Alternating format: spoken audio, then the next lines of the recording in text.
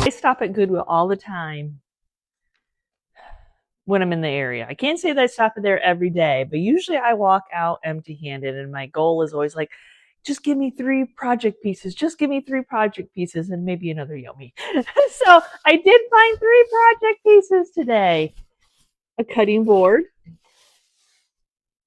that has these takeaway handles on it, but I love pieces of wood. We can make that into a yummy riser. Okay, so the one side pulls out easy. The other one I need to talk to a little bit.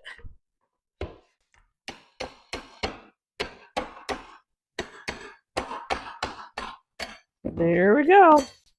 Now we got a board with a $4.49 price tag on it. We don't need the price tag. Oh, there's some staples. Let's take those staples out. So I have these feet, these legs, feet, whichever way you want to look at it. Gentleman at Hog Creek where our antique booths are, and he turns wood. He doesn't sell online. So if you're local and you're looking for some feet with character, he is perfect. So these are perfect. They already have a pre-drill hole. So I'll be able to add those to it to make it a riser. I know I have holes to fill, but that's not my concern right now. My concern is getting these glued on so the glue can set up and drilling some holes. So what I'm going to do here is I'm going to, because I'm going to paint it anyway, easy for me just to make a little circle. I need to find a center point so I can do a countersunk screw. So this is a countersinking bit, and what it does is it starts off making a small hole, and then it makes a larger hole, so when you go to put a screw in, you can cover up the screw and it'll be flush. So I pre-drilled a hole just for my easiness of my woodworking skills.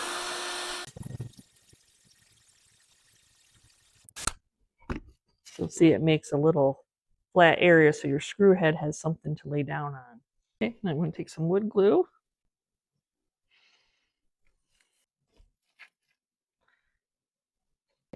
I put in long screws, just me. So I'm looking for the hole to go all the way through. And now we can drill it. We can screw it on. I'm going to make up a little bit of Bondo to fill in those holes. A little bit of the putty, a little bit of the hardener, or however much squirts out.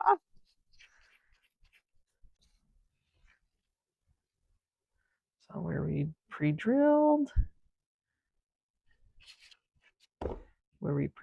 and then where I took the handles off. My Bondo is set up. It's good and set up because I waited the hour for my legs to dry before I started moving this around. So we'll get that sanded.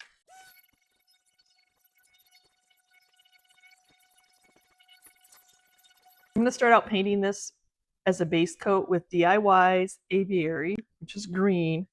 Raw wood. I didn't seal the wood in, so it should soak right in. And I'm just getting some on. I'm not looking necessarily for this to be a finish coat as a underneath coat for when it crackles. But especially since I have very raw wood, it should just soak right in. Paint is probably still wet. Doesn't matter. I'm going in with DIY's Apothecary, same brush I used on the other one. It'll kind of mix it a little bit. That's perfect. So that way you'll have dark and light spots, you know.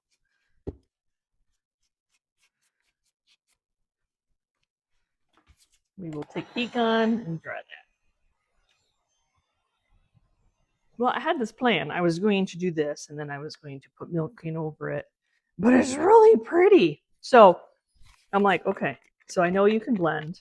Out like a really pretty hue, little texture. So I'm going to actually spray it with just tap water.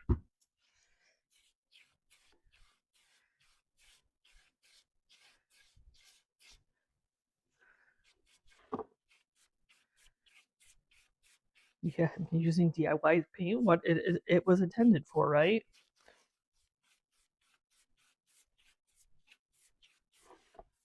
Just keep playing with it until you're happy.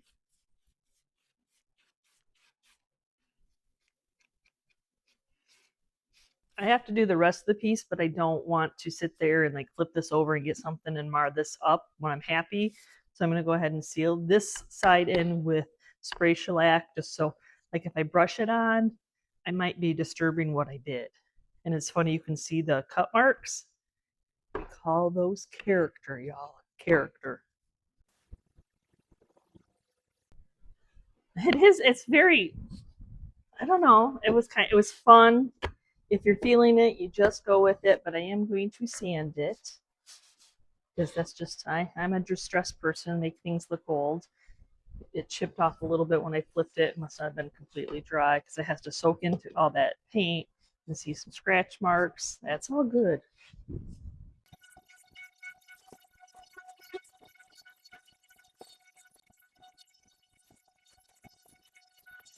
Of course, I can't take the power sander on the legs, so I need to hand sand those.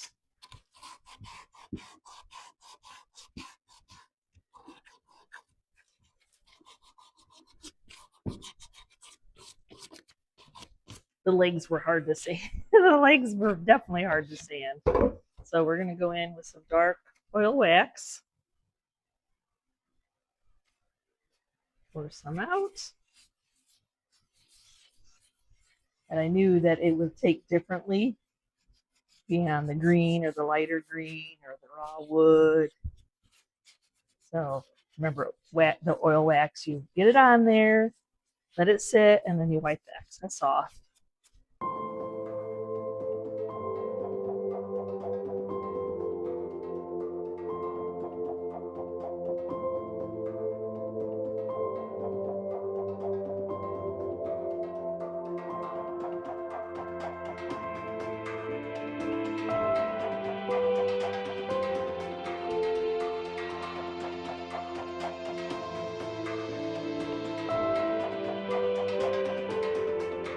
You never know what you're going to find. Yeah, it is a primitive bucket, scratched up. You could salvage this if you wanted to keep this look and use Howard's Restorer, but I'm going to paint it because of these.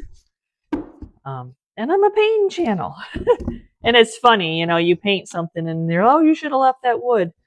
But if I found this out and about and somebody else had already painted it, it would be a whole nother story. But I'm painting it, y'all, for my $4.49. She's getting some green paint.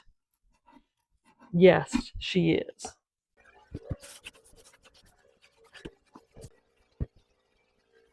I'm going to go ahead and tape the bottom. I'm going to paint the inside. I just don't want to paint the bottom. Got to leave yourself something if you're going to paint all sides that you don't, you know, it has to have something to rest on and that's non-painted.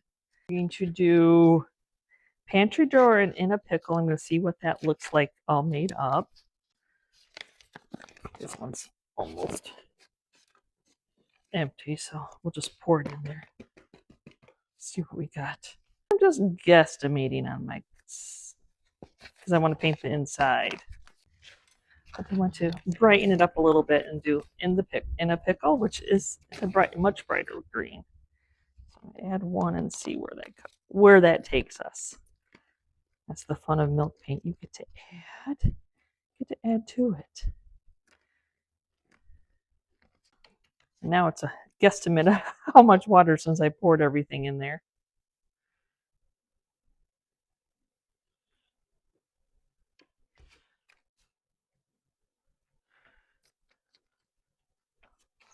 If you can't stir it, there's your sign. You need more water.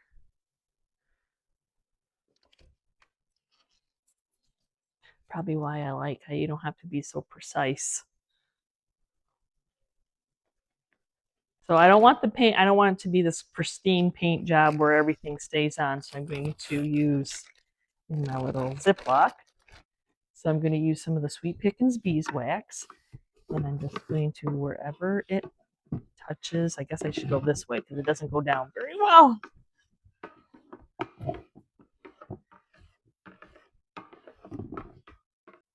Well, that made it easy.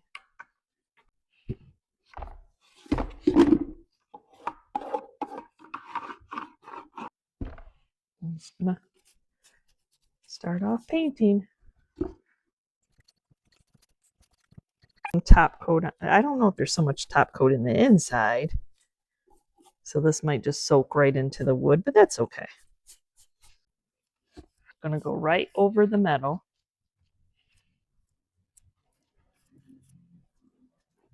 And because I'm looking for a chippy paint, we don't have to be perfect, y'all. I have enough paint to go around and I have to make up a small batch that's probably not going to match. That's the only downside of pre-mixing, making your own concoctions. Wait, just let it dry. Well, we put wax on it so it didn't stick. That's how that goes, right? So I'm going to spray some weather defense to seal in what's left. My inside is still drying, but I thought I'd help try to stick some of it on.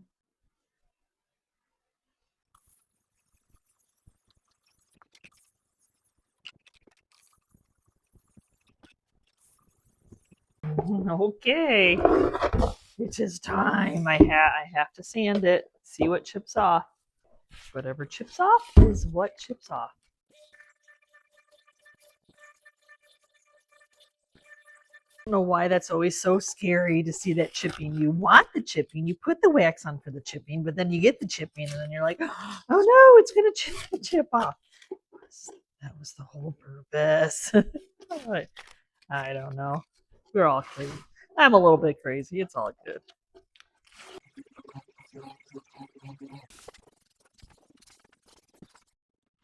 Go in with Sweet Pickins oil wax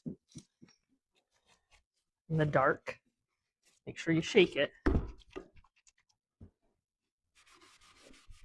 Oh, I knew it was going to be beautiful and look old and vintage. If any more paint comes off, it comes off. That's the way it's supposed to go. You got to seal your milk paint in, even though I did the clear coat, I still resanded it, so it's going to pick up some of this.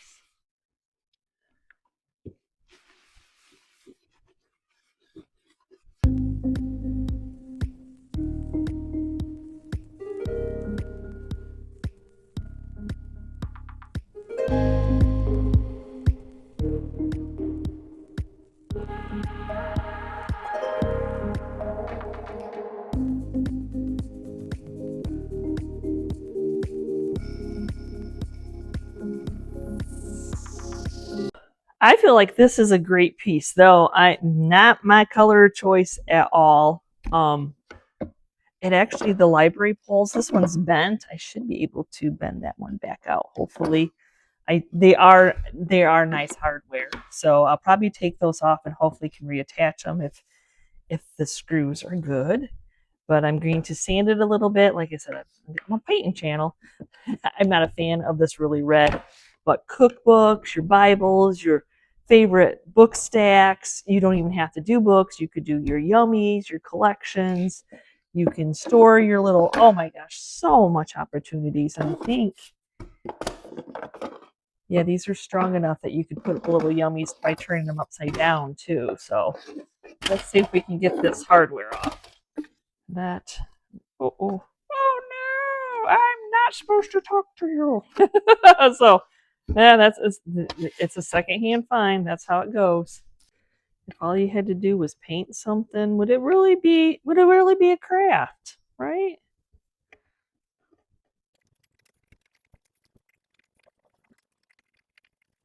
Situation.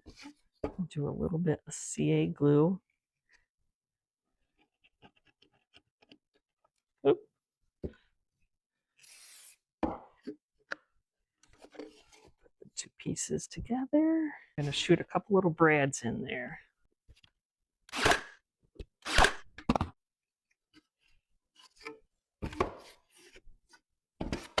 think it was just that one side. I'm going to try to pull on this. Yeah, that why it was still screwed in. Yep, it just got bent. These are a little bit interesting because it's like a box that goes all the way around. I'm not painting the whole drawer. I'm just not. You guys find one, you can go ahead and paint it, but so I'm just going to fake a line.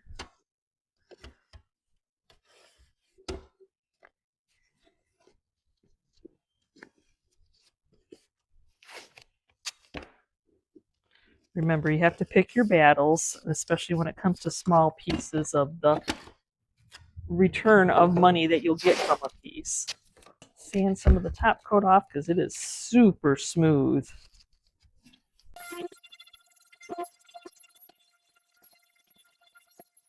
Not a bad deal at $7.49.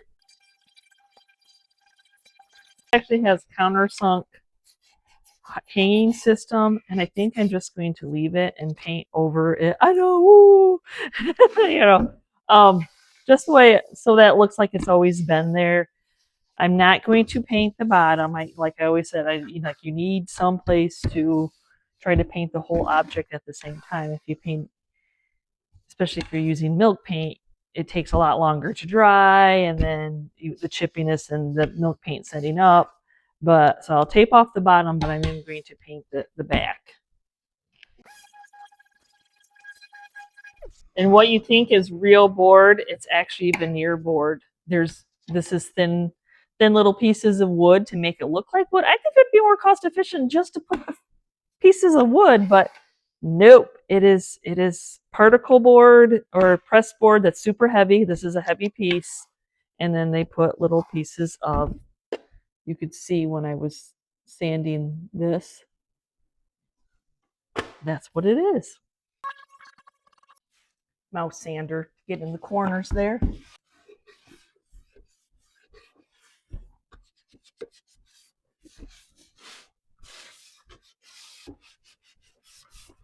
Actually, I just have some rubbing alcohol on my, so I don't expand the press board here,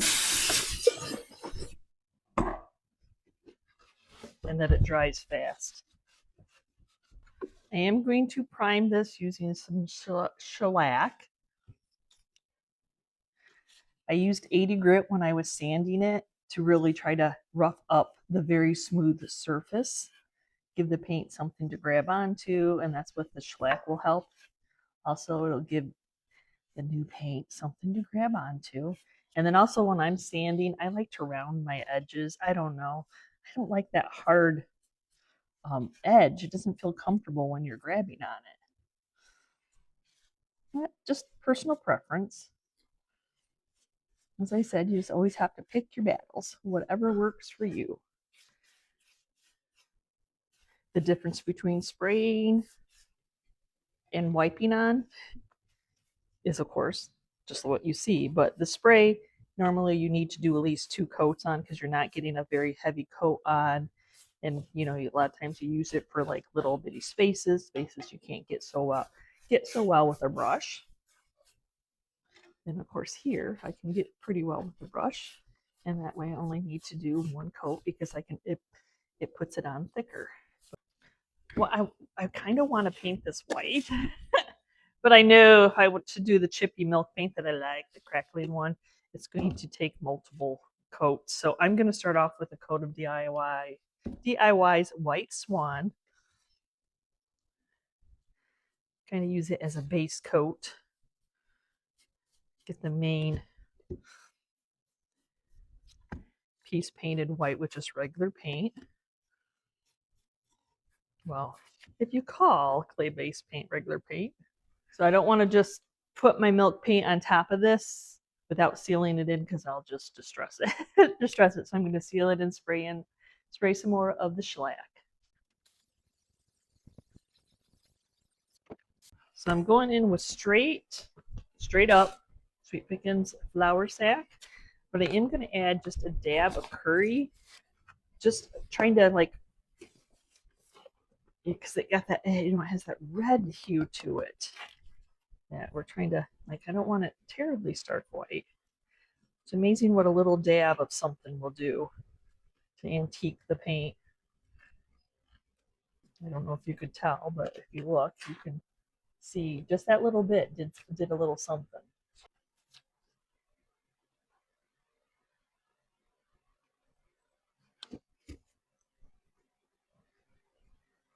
Because White Swan is very white, Flower Sack is very white. And the inside and the bottom of this is very red.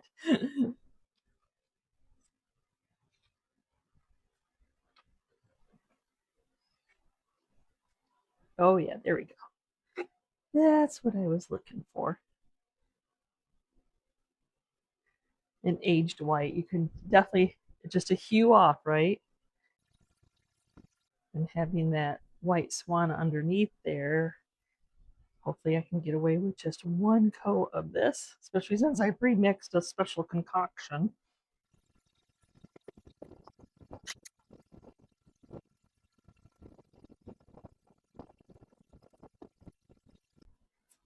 Just something about like not having it stark white is, to me, will blend the red innards a little bit better.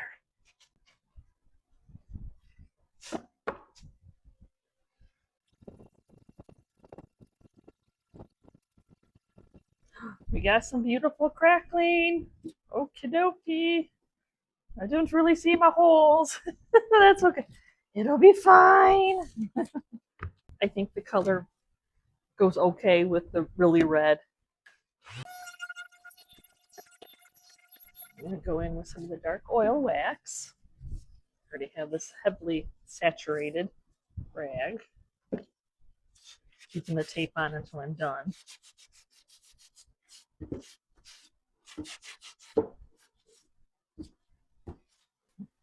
Now I'm going to take some of the Fusion's clear wax.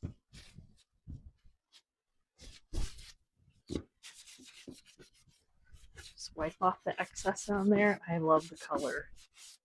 I think it's, I really do like the color. That a little bit of curry goes a long way, didn't it? This piece crackled just as much. So we're going to go ahead and get that sanded. Whatever comes off is what comes off.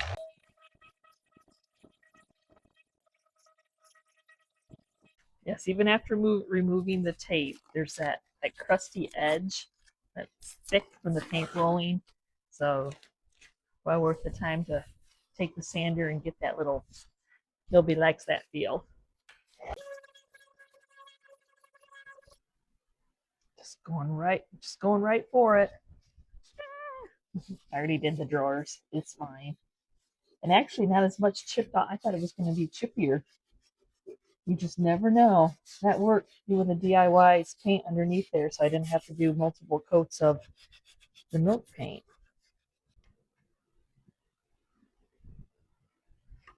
And 5.5. So that would be 3/4. Why can't anything ever be even numbered? Hold. Drill. Like the smallest drill bit.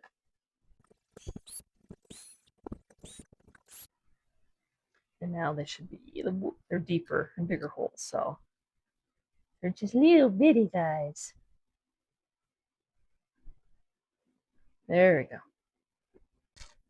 Then I have this piece of old general store card stock, and I thought that would be so cute to put a piece of aged paper in here, and then whoever buys it can label it if they want, but I love not seeing the paint through there.